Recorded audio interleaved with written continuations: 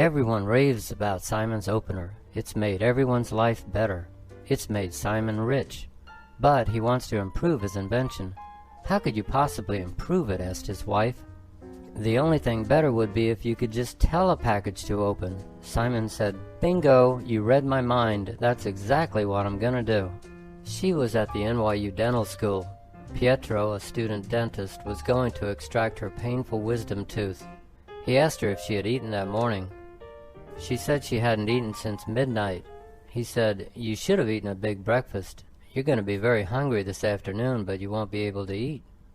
She said, This afternoon? I'm starving right now.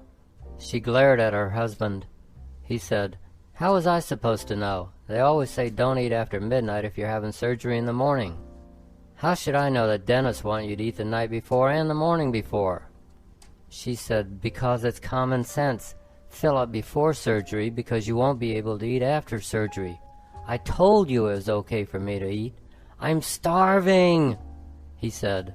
Okay, next time I'll know better.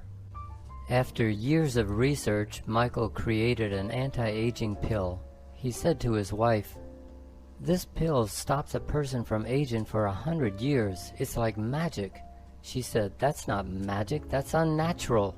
God wants us to live a certain amount of time, and that's it. He said, Honey, we can split the pill, then we can live together another 50 years. Don't you want to do that? She didn't. He thought about secretly dropping half the pill into her coffee. But then she might yell at him for the next 50 years. He thought about taking the pill himself. But then she might notice that he wasn't aging.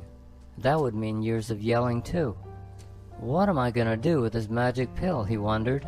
He called his father. He wasn't interested either. He said, Life is just the right number of years as it is. Many co-workers got Valentine's Day roses today, said Alma. Some kept asking me where my roses were. Ernie said, I thought you disliked Valentine's Day. You told me not to waste money on cards or flowers. Now you're interested in Valentine's Day? Alma said, Never mind, you wouldn't understand. The next day Ernie went online. He looked for roses on sale. There weren't any. A Midtown shop featured a dozen roses for $102, including delivery. That's not cheap, Ernie thought, but if it made Alma feel better, it was worth it. He called the shop. The employee said, We're super busy. We're still delivering flowers ordered yesterday. The shop didn't deliver the roses to Alma's office until 2:15. Alma arrived at her office at 2:30.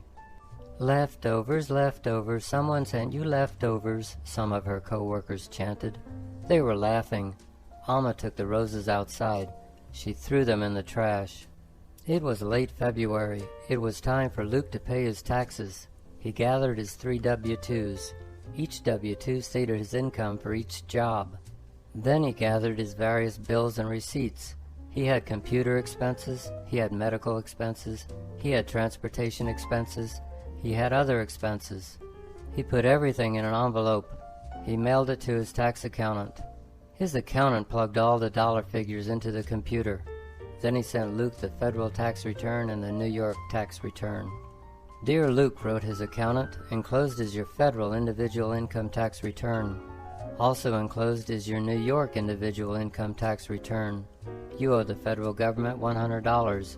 You owe New York $50. Write the checks, put the returns and checks into the enclosed pre-addressed envelopes.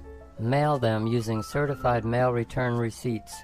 Then write one more check. You owe me $250. Clyde went for a job interview. The school was on 8th Avenue. He told the receptionist, I have a 3 o'clock interview with Jessica.